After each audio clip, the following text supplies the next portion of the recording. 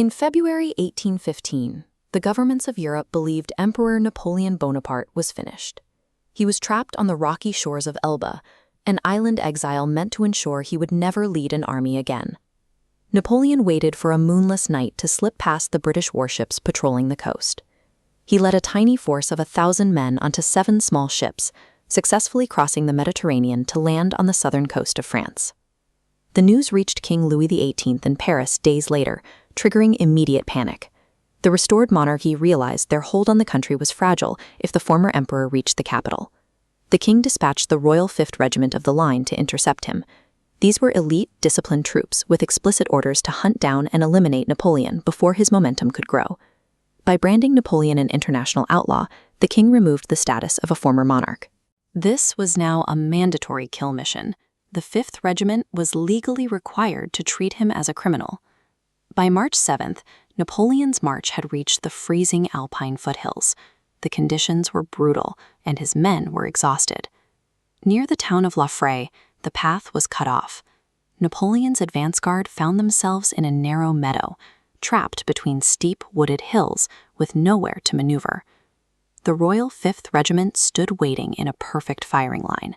They held an absolute numerical advantage. Their muskets were loaded, and their bayonets gleamed in the cold wind. Captain Randon, the Royalist commander, drew his sword and screamed the order, "Fire!" But even with a clear shot at their target, the soldiers' fingers stayed frozen on the triggers. We have to look at the mechanics of this standoff to see how an elite unit lost the ability to shoot. The soldiers of the 5th Regiment were conditioned for collective action. They were drilled to function as a single killing machine, relying on precise, rhythmic commands. In 19th century warfare, a firing line operates on the expectation of a geometric exchange. As this diagram shows, troops were trained to stand their ground while trading volleys with an enemy who was doing the exact same thing across a clear no-man's land. Every sensory detail in the meadow at Laffrey signaled that this exchange was about to begin. The Royalist troops felt the freezing wind and saw the veterans across the field, braced for the impact of a battle. They were mentally prepared for a desperate bayonet charge or a return of musket fire from Napoleon's guards. Because they were trained for a traditional battle, the soldiers were unequipped to process an opponent who abandoned every rule of engagement. Napoleon broke the military logic of the moment by ordering his own veterans to lower their weapons completely. He walked into the meadow entirely alone. Bypassing his defensive lines, he entered the shaded kill zone unprotected. This forced the Royalists to see him as an individual.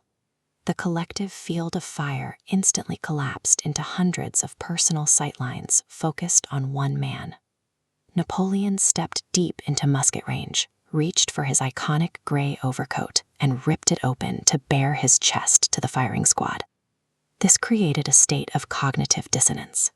The soldiers were caught between their standing orders to kill an outlaw and the sheer weight of witnessing absolute, unprotected bravery. This mental conflict paralyzed their ability to carry out the command. An absolute silence fell over the mountain meadow.